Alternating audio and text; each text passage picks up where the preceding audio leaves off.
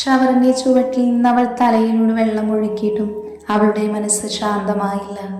കുറച്ച് സമയത്തിനു ശേഷം അവൾ ഫ്രഷായി പുറത്തേക്കിറങ്ങി. ലൈറ്റ് ബ്രൗൺ ടോപ്പും വൈറ്റ് ലെഗിൻസുമായിരുന്നു അവളുടെ വേഷം. മുടി നന്നായി തുടച്ച് കോതിയിട്ട് സിന്ദൂരം തൊട്ടവൾ പുറത്തേക്ക് വന്നു. മുറിയിലേക്ക് വന്നതും ഡോറ് തുറന്ന് അഗ്നി വന്നതും ഒരുമിച്ചാണ്. അവൾ ഞെട്ടലോട് അവനെ നോക്കി. പതിയെ കണ്ണുകൾ നിറഞ്ഞു വന്നു. അവനും അവളെ തന്നെ നോക്കി വാതിൽ പടിയിൽ നിന്നു. ദേവേട്ട. അവനെ വിളിച്ചുകൊണ്ട് ഓടി വന്ന് അവനെ കെട്ടിപ്പിടിച്ചു. അവനും അവളെ വരിഞ്ഞു മുറുക്കി കെട്ടിപ്പിടിച്ചു. കാണാതിരുന്ന നിമിഷത്തെ വിരഹവും കെണിയിൽ അകപ്പെട്ട വിഷമവും പരസ്പരം പുണർന്നു നിൽക്കുന്നതിലൂടെ ഇല്ലാതാകുന്നത് അവരറിഞ്ഞു. മോളെ, എന്നെ ഒന്ന് നോക്കടാ. അവളുടെ മുഖം നെഞ്ചിൽ നിന്ന് ഉയർത്തിക്കൊണ്ടവൻ പറഞ്ഞു. കണ്ണു നിറച്ചുകൊണ്ട് അവൾ അവനെ നോക്കി. മുഖമെല്ലാം വാടിയിരിക്കുന്നുണ്ട്. കണ്ണ് കലങ്ങി ചുവന്നിട്ടുണ്ട്. എന്നെ വിശ്വാസമില്ലേ മോളെ? ഉണ്ട്. പിന്നെന്തിനാ കരയുന്നേ? ഒരു തെറ്റും ചെയ്യാതെ ദേവേട്ടന് പോലീസ് പിടിച്ചില്ലേ? എല്ലാവരുടെയും മുന്നിൽ മുഖം കുനിച്ച് നടന്നില്ലേ? അതിനുള്ളതെല്ലാം ഞാൻ കൊടുത്തോളാം. അതോർത്ത് എൻ്റെ മോള് വേദനിക്കരുത്. എനിക്ക് സഹിക്കാൻ വയ്യ ദേവേട്ട. ഇല്ലടാ, ഒന്നുമില്ല. എൻ്റെ കുഞ്ഞ് കരയല്ലേ? ഇനി എന്നെ ഒറ്റയ്ക്കാക്കി പോവരുത്. ഇല്ല, എവിടെയായാലും നിന്നെയും കൊണ്ടേ പോകൂ. അവൾ അവൻ്റെ നെഞ്ചിലേക്ക് മുഖം അമർത്തി വെച്ചു. അവൻ 2 കൈ കൊണ്ടും അവളെ മുറുക്കെ കെട്ടിപ്പിടിച്ചു. കുറച്ച് സമയം അവർ അങ്ങനെ തന്നെ നിന്നു. ദേവേട്ടൻ കുളിച്ചിട്ട് വാ. അവളെ വിട്ടുമാറി വാഷ്റൂമിലേക്ക് പോയി. ലച്ചു ബെഡിലേക്ക് ഇരുന്ന് പതിയെ കണ്ണുകൾ അടച്ചു. മനസ്സിലൊരു ചിത്രം തെളിഞ്ഞു വന്നു. ഒരു പെണ്ണിനൊപ്പം തല താഴ്ത്തി നടന്നു പോകുന്ന അഗ്നി. കണ്ണു വലിച്ചു തുറന്നു അവൾ. കണ്ണുനീർ തുടച്ചു കളഞ്ഞു. വേണ്ട, ഇനി അത് എൻ്റെ മനസ്സിൽ വേണ്ട. ഉറപ്പിച്ചു പറയുമ്പോഴും മായാതെ ആ ചിത്രം അവളുടെ മനസ്സിനെ വേദനിപ്പിച്ചു. ഇനി എന്താ പ്ലാന്? തീരുമാനിച്ചിട്ടില്ല. രാത്രിക്ക് രാത്രി അവൻ പോലീസ് സ്റ്റേഷനിൽ നിന്ന് പുറത്തിറങ്ങി. അത് നമ്മൾ തീരുമാനിച്ചതല്ലേ. ജസ്റ്റ് അവനെ ഒന്ന് പോലീസ് സ്റ്റേഷൻ കയറ്റണം, അത്രയും ഞാനും വിചാരിച്ചിരുന്നുള്ളൂ. ഇതിന് പിന്നിൽ നമ്മളാണെന്ന് ഇപ്പോൾ അറിഞ്ഞു. അവൻ എന്തെങ്കിലും പ്ലാൻ ചെയ്തിട്ടുണ്ടാകും. അത് ഉറപ്പല്ലേ? ചുറ്റും ഒരു കണ്ണു വേണം. ഞാൻ നോക്കിക്കോളാം. എന്തായാലും പെട്ടെന്ന് തന്നെ അടുത്തടി വേണം. ഇല്ലെങ്കിൽ അവൻ നമ്മൾക്ക് പുറകെ ഉണ്ടാകും. ഞാനൊന്ന് പ്ലാൻ ചെയ്യട്ടെ. നരേഷ് അവനെ ഒന്ന് നോക്കി മൂളിയിട്ട് പുറത്തേക്കിറങ്ങി. രോഹിത് മനസ്സിൽ ഓരോന്ന് പ്ലാൻ ചെയ്തുകൊണ്ടിരുന്നു. ഏയ് ബേബി. യെസ്, ഇന്ന് ഞാൻ കുറച്ച് നേരത്തെ ഇറങ്ങും. എന്തു പറ്റി? രോഹിത്, അവൻ എന്തൊക്കെയോ ഡൗട്ടുണ്ട്. ഓ, നാളെ വരാം. ഓക്കെ. അവനെ ഒന്ന് നോക്കിയിട്ട് വാഷ്റൂമിലേക്ക് പോയി. ഫ്രഷായി പുറത്ത് വന്ന് ഡ്രസ്സ് ചേഞ്ച് ചെയ്തു. അവൻ്റെ അടുത്തേക്ക് വന്ന് കെട്ടിപ്പിടിച്ച് അവർ പുറത്തേക്കിറങ്ങി. അവൾ പോയതും അവൻ പുച്ഛച്ചിരിയോടെ വാഷ്റൂമിലേക്ക് പോയി. ഫ്രഷായി വന്നതും ഫോൺ എടുത്ത് ആർക്കൊക്കെയോ കോൾ ചെയ്തു. എല്ലാം ഓക്കെയാ? എന്നാൽ അവിടെ നിന്ന് തിരിച്ചോ? ഇനി അവിടെ ആവശ്യമില്ല. Okay sir. അവൻ കോള് കട്ട് ചെയ്ത് റൂമിൽ സെറ്റ് ചെയ്ത ക്യാമറ എടുത്തു. അതിൽ നിന്ന് വീഡിയോ പെൻഡ്രൈവിലേക്ക് മാറ്റി. ലാപ്പ് എടുത്ത് ബാഗിൽ വെച്ച് പെൻഡ്രൈവ് ഒരു ബോക്സിലാക്കി മാറ്റി വെച്ചു. ഡ്രസ്സെല്ലാം പാക്ക് ചെയ്ത് വേഗം തന്നെ അവൻ പുറത്തേക്ക് ഇറങ്ങി. റിസപ്ഷനിൽ ചെന്ന് ബില്ല് സെറ്റിൽ ചെയ്ത് അവൻ എയർപോർട്ടിലേക്ക് പോയി. അഗ്നി ഫുഡ് കഴിച്ച് തിരിച്ച് റൂമിലേക്ക് വന്നു. ലച്ചു കോളേജിൽ പോകുന്നില്ല എന്ന് തീരുമാനിച്ചു. നീ വരുന്നില്ല അല്ലേ? ഇല്ല, ദേവേട്ടനാകെ മൂഡ് ഓഫാണ്. ഞാൻ കൂടെ വന്നാൽ ശരിയാവില്ല. എന്നാൽ ഞാൻ ഇറങ്ങുവാ. കല്ലു ബാഗ് എടുത്ത് താഴെ പോയി. ലച്ചു മുറിയിലേക്കും. ഡോറ് തുറന്ന് അകത്തേക്ക് കയറിയതും കണ്ടത് അഗ്നി ബെഡിൽ കിടക്കുന്നതാണ്. ഡോറടച്ച് ലോക്ക് ചെയ്തവൾ അവൻ്റെ അടുത്തേക്ക് ചെന്നു. നെറ്റിയിൽ കൈവച്ച് കിടക്കുവാണ് അഗ്നി. ലച്ചു അവൻ്റെ അടുത്തായി കിടന്നു. അവനെ പുണർന്നുകൊണ്ട് അവൾ പതിയെ വിളിച്ചു. ദേവേട്ട. കണ്ണു തുറക്കാതെ അവനൊന്ന് മൂളി. നെറ്റിയിൽ നിന്ന് കൈമാറ്റി അവളെ ചേർത്ത് പിടിച്ചു. എന്തിനാ അത് ആലോചിച്ച് വിഷമിക്കുന്നേ? അത് പെട്ടെന്നൊന്നും മറക്കാൻ പറ്റില്ലല്ലോ. അറിയാം, എന്നാലും അതോർത്തിങ്ങനെ ഇരുന്ന എനിക്ക് സങ്കടമാവും. ഈ ലോകം മൊത്തം എന്നെ മറ്റൊരു കണ്ണോടെ കണ്ടു. ഇനി പുറത്തിറങ്ങുമ്പോൾ പോലും അവരെന്നെ കാണുന്നത് അങ്ങനെ ആയിരിക്കും. അവൾക്ക് എന്തു പറയണമെന്നറിയാതെ പോയി. എന്തൊക്കെ പറഞ്ഞ് സമാധാനപ്പെടുത്തിയാലും നടന്നതൊന്നും മാറാൻ പോകുന്നില്ല. ഇപ്പൊ സമാധാനമായി കുറച്ച് സമയം ഉറങ്ങ്, എല്ലാം ശരിയാകും. എന്തോ അവൾക്ക് അങ്ങനെ പറയാനാ തോന്നിയത്. എനിക്കങ്ങനെ സമാധാനമായി ഉറങ്ങാൻ പറ്റില്ല. എന്തേ, ഞാൻ അടുത്തില്ലേ? അതെ, നീയുണ്ട്. പക്ഷെ എനിക്ക് വേറെ ഒന്ന് വേണം. എന്താ ദേവേട്ട? അവൾ ചോദിച്ചതും അവൻ പെട്ടെന്ന് അവൾക്ക് മുകളിൽ വന്നു. അവളുടെ ചുണ്ടുകൾ കടിച്ചു നുണഞ്ഞെടുത്തു. അവളൊന്ന് വിറച്ചുകൊണ്ട് അവനെ ചേർത്ത് പിടിച്ചു. പതിയെ തുടങ്ങിയ ചുംബനം വന്യമാകാൻ സമയം വേണ്ടി വന്നില്ല. അവൻ്റെ സങ്കടവും ദേഷ്യവുമെല്ലാം അവളുടെ ചുണ്ടുകളിൽ തീർത്തു. അവനിടയ്ക്ക് എപ്പോഴോ പല്ലുകൊണ്ട് കടിച്ചു വലിച്ചു വേദനിപ്പിച്ചു. അവളൊന്ന് പുളഞ്ഞുപോയി. അവളുടെ ഇരുഅധരവും അവൻ മാറി മാറി നുണഞ്ഞു. അവൻ്റെ പ്രണയം അവളിലേക്ക് നിറച്ചു. അവൻ്റെ ദേഷ്യവും വാശിയുമെല്ലാം ഒരു പ്രണയ ചുംബനമായി മാറി. മേൽചുണ്ടിൽ നിന്ന് കീഴ്ചുണ്ടിലേക്കും അവിടെ നിന്ന് നാവിലേക്കും അവൻ്റെ ചുംബനം അതിതീവ്രമായി. എരിവ് വലിച്ചവൾ അവനെ മുറുകെ പിടിച്ചു. ചുംബനം ചുണ്ട് കടന്ന് നാവിലേക്ക് ചേക്കേറി. പരസ്പരം നാവുകൾ തമ്മിൽ പോരാടി. സമയം കടന്നുപോയി. അവൾക്ക് ശ്വാസമെടുക്കാൻ ബുദ്ധിമുട്ട് തോന്നി. അവൻ്റെ പുറത്തടിച്ചു.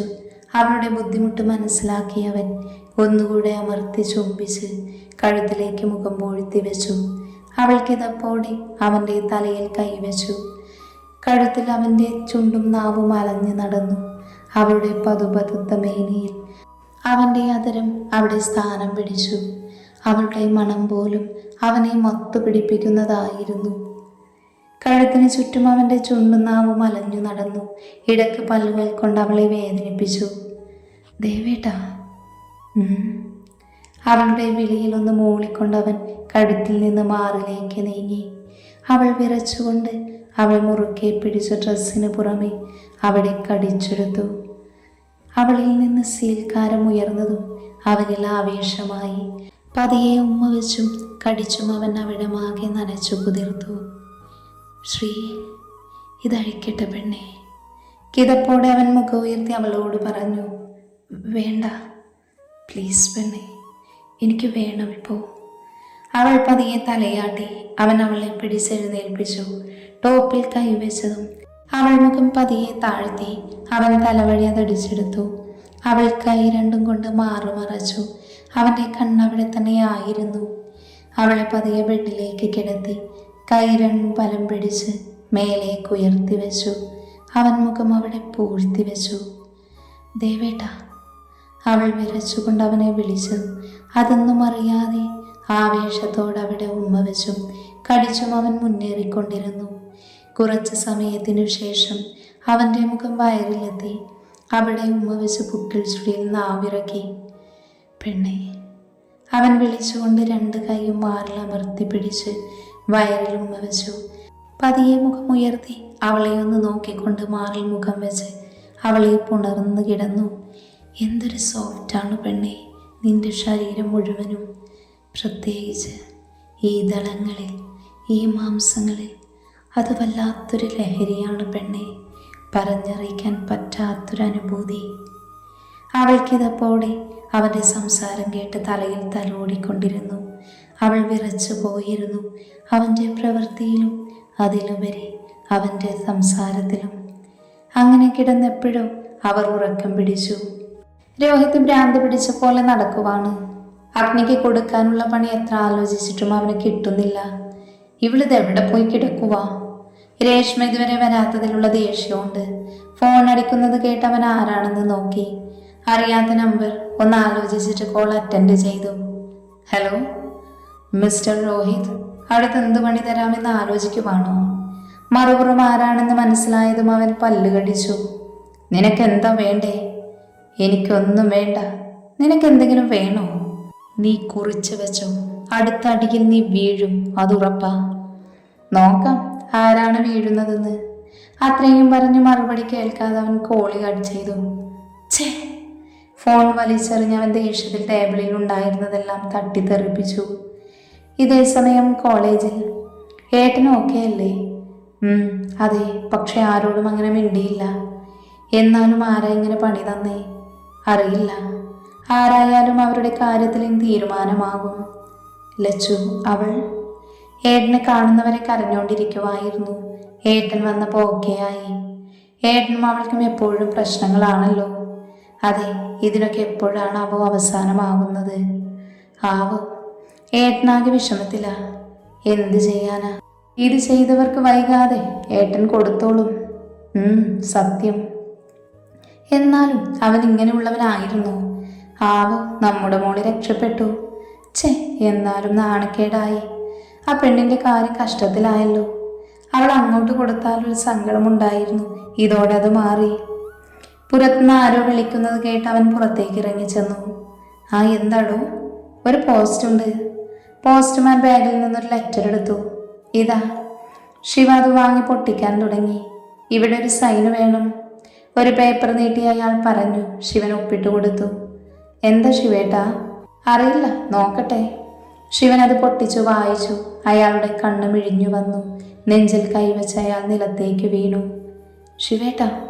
വിദ്യ ഓടി വന്ന് അയാളെ വിളിച്ചു. എന്നിട്ടും കണ്ണു തുറക്കാത്തത് കണ്ടപ്പോൾ പേടിയോടകത്തേക്ക് ചെന്ന് വെള്ളം എടുത്തുകൊണ്ട് വന്നു. മുഖത്തേക്ക് വെള്ളം വീണതും അയാൾ പതിയെ കണ്ണു തുറന്നു. പേടിപ്പിച്ച് കളഞ്ഞല്ലോ, എന്താ പറ്റിയേ? വിദ്യ അയാളെ പിടിച്ചെഴുന്നേൽപ്പിച്ചുകൊണ്ട് ചോദിച്ചു. അയാളൊന്നും മിണ്ടാതെ കയ്യിലുള്ള ലെറ്ററിലേക്ക് നോക്കി നിന്നു. വിദ്യയ്ക്കും ദേഷ്യം വന്നു. ശിവനെ നോക്കിയിട്ട് കൈനീട്ടി ആ പേപ്പർ വാങ്ങി. ഇതെന്താ? വായിച്ചിട്ടൊന്നും മനസ്സിലാകാത്തത് കൊണ്ട് ശിവനോട് ചോദിച്ചു. മിണ്ടാതെയുള്ള നിൽപ്പ് കണ്ട് അവൾക്ക് പിന്നെയും ദേഷ്യം വന്നു. ഞാൻ ചോദിച്ചത് കേട്ടില്ലേ, ഇതെന്താണെന്ന്? അലറിക്കൊണ്ട് വിദ്യ അയാളെ ഒന്ന് നോക്കി. അവളെ ഒന്ന് നോക്കി അയാൾ അകത്തേക്ക് കയറിപ്പോയി. ഷേടാ, ഇതെന്തു പറ്റി പോലും? വിദ്യ സ്വയമേ ചോദിച്ചുകൊണ്ട് അകത്തേക്ക് കയറി ചെന്നു. അഗ്നി ലാപ്പിൽ എന്തോ കാര്യമായി നോക്കിക്കൊണ്ടിരിക്കുവാണ്. ലച്ചു നോട്ടെടുത്ത് പഠിച്ചുകൊണ്ടിരിക്കുവാണ്. ഇടയ്ക്ക് അഗ്നിയെ നോക്കുന്നുണ്ട്. സമയം കടന്നുപോയി. ഫോൺ അടിക്കുന്നത് കേട്ട് അഗ്നി അത് എടുത്തു നോക്കി. യെസ് സർ, എല്ലാം റെഡിയാണ്. ഞാൻ പറയാം, ഇപ്പോൾ വേണ്ട. Okay sir. അഗ്നി കോള് കട്ട് ചെയ്ത് കിച്ചുവിനെ വിളിച്ചു. പറയടാ. എനിക്ക് 2 ദിവസത്തെ ഇമ്പോർട്ടൻ്റ് ഫയലെല്ലാം വേണം. ഞാൻ വരുമ്പോൾ കൊണ്ടുവരാം. ഓക്കെ. വേറെന്തെങ്കിലും ഉണ്ടോ? ഇല്ല. എന്നാ ഓക്കെ. അവൻ കോള് കട്ട് ചെയ്ത് പ്രൊജക്റ്റ് ചെയ്ത് വെച്ചത് ഒന്നുകൂടെ നോക്കി. എല്ലാം ഓക്കെയാണ് എന്ന് കണ്ടതും അവൻ ആ പ്രസന്റിൽ മാറ്റിയെടുത്തു വെച്ചു. ലാബ് ക്ലോസ് ചെയ്ത് ലച്ചുവിനെ നോക്കി. കാര്യമായി പഠിക്കുവാണ്. അവൻ ചിരിയോടെ വാഷ്റൂമിലേക്ക് പോയി. ഫ്രഷായി വന്നപ്പോൾ ആൾ ബുക്സ് എല്ലാം എടുത്തു വെക്കുന്നുണ്ട്. കഴിഞ്ഞോ? എക്സാം എടുത്തു, അത് ഓർമ്മ വേണം. അതുണ്ട്. റിസൾട്ട് വരുമ്പോൾ കണ്ടാൽ മതി. അതൊക്കെ ഉണ്ടാവും. എക്സാം കഴിഞ്ഞ് ഫ്രീ ആകുമ്പോൾ ഒരു സ്ഥലത്ത് കൊണ്ടുപോകാം. അതെവിടെയാ? സർപ്രൈസ്. ഓ, വാ, പോയി ചായ കുടിക്കാം. അവൻ 2 പേരും താഴേക്ക് പോയി. കിട്ടിയോ? ഇല്ല, എനിക്കിന്ന് വേണം. തരാം, കിട്ടുമെന്ന് നോക്കട്ടെ. നിന്റെ കയ്യിലില്ലേ? ഇല്ല. എന്തായാലും നീ വാ, ഒന്ന് കൂടിയിട്ട് പോകാം. ഓക്കെ. അവൾ അയാളുടെ കൂടെ മുറിയിലേക്ക് പോയി. നോട്ടിഫിക്കേഷൻ വന്നത് എടുത്ത് നോക്കുമ്പോൾ അറിയാത്ത നമ്പറിൽ നിന്നൊരു വീഡിയോ ആണ്. പിന്നെ നോക്കാമെന്ന് വിചാരിച്ച ഫോൺ മാറ്റിവെച്ചു. സോഫയിലേക്ക് ചാരി കിടന്നുകൊണ്ട് കയ്യിലുള്ള മദ്യം വായിലേക്ക് ഒഴിച്ചു. എത്രയൊക്കെ ആലോചിച്ചിട്ടും ഒന്നും മനസ്സിലേക്ക് വരാത്തത് കൊണ്ട് അവൻ ദേഷ്യത്തോടെ അലറി. കോള് വന്നപ്പോഴാണ്.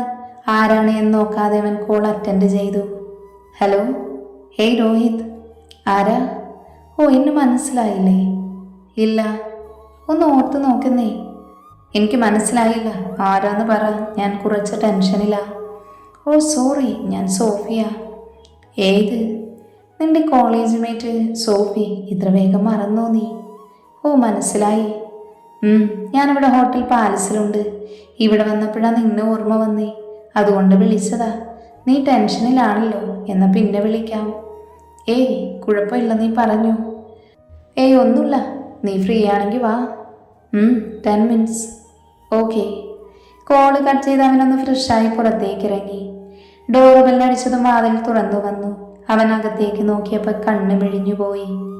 Hey baby. അവൻ അകത്തേക്ക് കയറിയതും അവൾ കെട്ടിപ്പിടിച്ചു.